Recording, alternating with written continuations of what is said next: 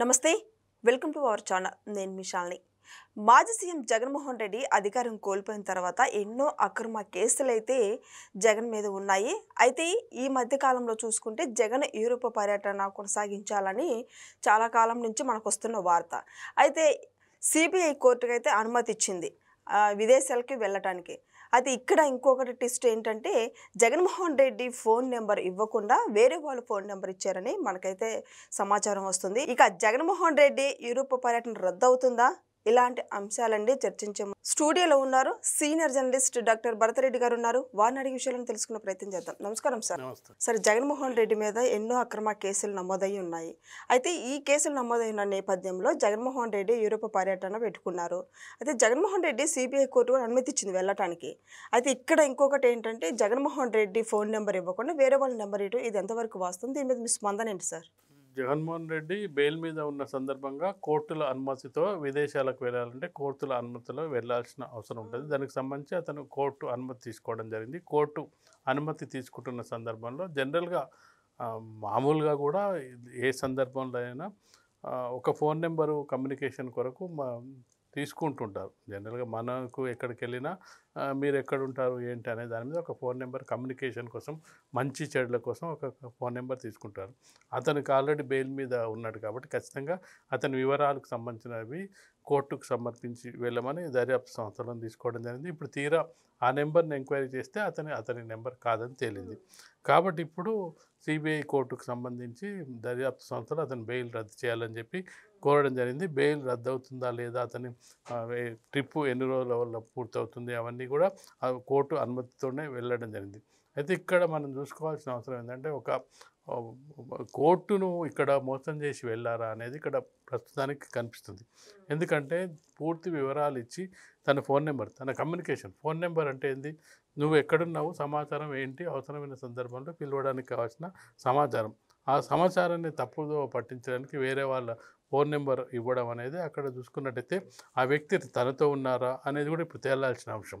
ఎందుకంటే గతంలో జగన్మోహన్ రెడ్డి చెప్పడం జరిగింది, నాకు సొంత ఫోన్ లేదు అని కూడా చెప్పడం జరిగింది. కాబట్టి ఫోన్ నెంబర్ ఉన్న వ్యక్తిని వెంట తీసుకెళ్ళాడా, ఆ వ్యక్తి మరి ఫోన్ చేయగానే అతనికి జగన్మోహన్ రెడ్డికి ఇస్తారా, నెంబర్ అయితే వేరే వాళ్ళది ఇవ్వడం జరిగింది కానీ ఆ వ్యక్తి తనతో ఉన్నారా అనేది ఇప్పుడు దర్యాప్తు సంస్థలు తేల్చాల్సిన అవసరం కాదు. ఒకవేళ ఆ నెంబర్ గల వ్యక్తి జగన్మోహన్ రెడ్డికి దగ్గరే ఉండి జగన్మోహన్ రెడ్డికి కనుక వీళ్ళు సిట్ బృందం కానీ దర్యాప్తు సంస్థలు ఫోన్ చేస్తే వెంటనే అతను రియాక్ట్ అయ్యి జగన్మోహన్ రెడ్డికి ఫోన్ ఇచ్చి వీళ్ళకి కావాల్సిన సమాచారం తీసుకున్నట్టయితే అది పెద్ద ఇష్యూగా ఉండదు. కానీ కావాలని ఇందులో ఏమైనా కుట్రకోణంతో వేరే నెంబర్తో ఇచ్చి విదేశాలకు వెళ్ళాడా అనేది ఇక్కడ సమస్య.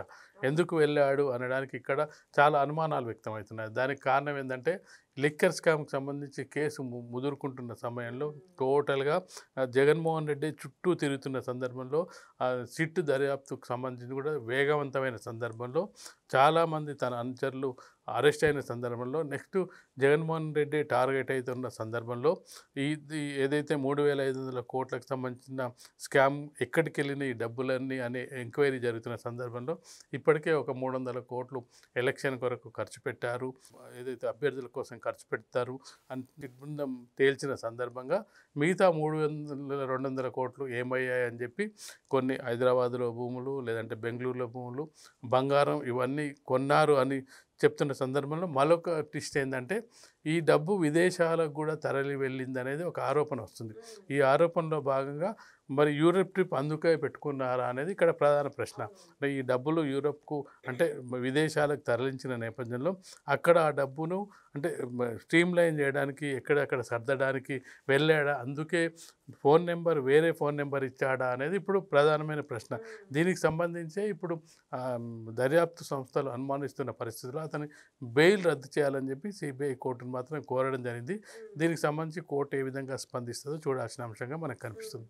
మరి ఈ నేపథ్యంలో జగన్మోహన్ రెడ్డికి పర్యటన రద్దు అయిద్దా సార్? ఏమంటారు? ఖచ్చితంగా ఒక కోర్టు కనుక ఇందులో కుట్రకోణం దాగి ఉంది, జగన్మోహన్ రెడ్డి తప్పుడు సమాచారం ఇచ్చి వెళ్ళాడు, మేము ఫోన్ నెంబరు ఏదో ఎప్పుడైనా కోర్టు ఏదైనా బెయిల్ ఇచ్చినా ఏది ఇచ్చినా షరతులతో కూడిన బెయిల్ ఇస్తుంది.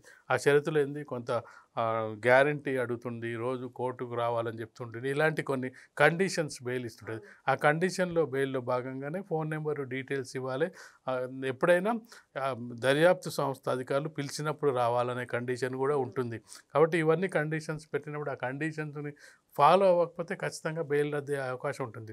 జగన్మోహన్ రెడ్డిని మనం గత 6 నెలల కాలంలో చూసుకున్నట్టయితే అటు పోలీసులు చెప్పిన కండిషన్స్నే పాటించకుండా ఆంక్షలన్నీ వదిలేసుకుంటూ పర్యటనలు చేస్తున్న సందర్భాన్ని చూడొచ్చు. సరే, పోలీసుల ముందు అంటే ఏదో జరిగిపోయింది, కానీ కోర్టుల ముందు కూడా అదే ఆంక్షలను గాలికి వదిలేస్తూ వెళ్తున్న సందర్భాన్ని ఇక్కడ కనిపిస్తుంది. ఇప్పుడు సిబిఐ కోర్టు ఏ విధంగా స్పందిస్తుంది, ఆయన బెయిల్ రద్దు చేస్తుందా, మళ్ళీ వెంటనే తిరిగి రమ్మంటుందా, తిరిగి రమ్మంటే అతని కమ్యూనికేషన్ ఇచ్చిన ఫోన్ నెంబర్ లేదు, ఆ వ్యక్తి ఎక్కడున్నాడో తెలియదు. మరి ఇంటి వాళ్ళు అంటే ఎవరికి సమాచారం ఉన్నా లేకున్నా భార్యకైతే ఉండాల్సిన అవసరం ఉంటుంది. భార్య ద్వారా పిలిపించే ప్రయత్నం చేస్తారా, ఒకవేళ బెయిల్ రద్దు అయితే ఇవన్నీ కూడా మరొక 2 రోజులు తేలే అవకాశం ఉంది. ఏదైనా ఇప్పుడైతే కోర్టునైతే మోసం చేసినట్టుగా మనకు కనిపిస్తుంది. కోర్టు అడిగిన సమాచారం ఇవ్వకుండా తను వేరే ఫోన్ నెంబర్ ఇవ్వడం ద్వారా కోర్టు అంటే దీన్ని కంటెంప్ట్ ఆఫ్ కోర్టు కూడా తీసుకునే అవకాశం ఉంటుంది. మేము చెప్పిన సమాచారం కాకుండా మీరు సొంత సమాచారం ఇచ్చారని కూడా దర్యాప్తు సంస్థలు కేసు ఫైల్ చేసే అవకాశం ఉంటుంది. కాబట్టి ఖచ్చితంగా బెయిల్ రద్దు చేయాలని చెప్పి కోరే అవకాశం ఉంటుంది. కోర్టు ఏ విధంగా స్పందిస్తుందో చూడాలి మనం. సార్, ఇప్పటికే వాళ్ళ హయాంలో జరిగిన లిక్కర్ స్కామ్కి సంబంధించి కేసులు కావచ్చు, ఇప్పుడు నకిలీ మద్యం కేసుకు సంబంధించి కూడా వాళ్ళు కుట్రనే ఉందని చెప్పి మనకు వస్తుంది సమాచారం. అయితే జగన్మోహన్ రెడ్డి మొత్తానికి ఇంకా అరెస్ట్ అయ్యే అవకాశం ఉందంటారా? చాలా కాలం నుంచి జగన్మోహన్ రెడ్డి చుట్టే తిరుగుతుంది. నిజం చెప్పాలంటే జగన్మోహన్ రెడ్డి చుట్టే తిరుగుతుంది. మిగతా వాళ్ళందరినీ కూడా అరెస్ట్ చేసుకుంటూ వాళ్ళ సమాచారం సేకరిస్తున్న నేపథ్యంలో ఆ ప్రభుత్వంలో ఏం జరిగిందనే దాని మీద ఇప్పుడు దర్యాప్తు సంస్థ వెళ్ళడం జరిగింది. అయితే ఇటీవల చంద్రబాబు నాయుడు గారు ఒక ప్రకటన చేయడం జరిగింది.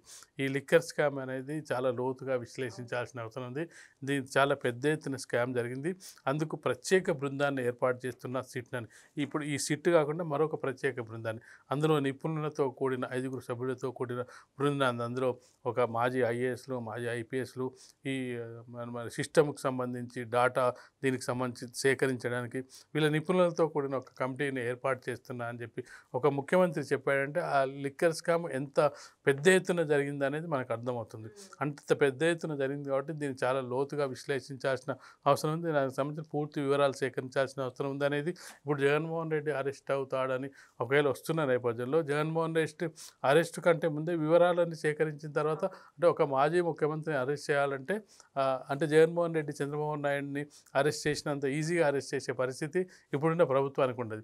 పూర్తి సమాచారం సేకరించి దానికి సంబంధించిన ఏదైతే సాక్ష్యాధారాలు సేకరించిన తర్వాత అరెస్ట్ చేసే అవకాశం ఉంటుంది దాన్ని.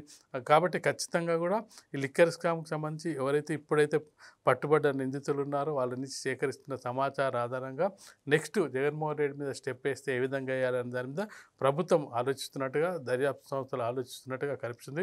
కాబట్టి ఖచ్చితంగా చంద్రబాబు నాయుడు ఎప్పుడు కూడా లిక్కర్ స్కామ్కి సంబంధించి దర్యాప్తు సంస్థలు వాళ్ళ పనులు వాళ్ళు చేసుకుంటూ పోతున్నాయని చెప్పిన సందర్భంలో ఇది చాలా లోతైన ఎంక్వైరీ దర్యాప్తు జరగాలి, అందుకని చెప్పి ప్రత్యేక బృందాన్ని ఏర్పాటు చేస్తానని చెప్పాడు. కాబట్టి ఖచ్చితంగా తన దగ్గర సమాచారం ఉండి ఉంటుంది. ఎంత పెద్ద ఎత్తున దీనికి సంబంధించి ఏంటంటే ఇప్పుడు మనం 3,500 కోట్లు అనేది కేవలం బ్రూవరీస్ నుంచి వచ్చింది.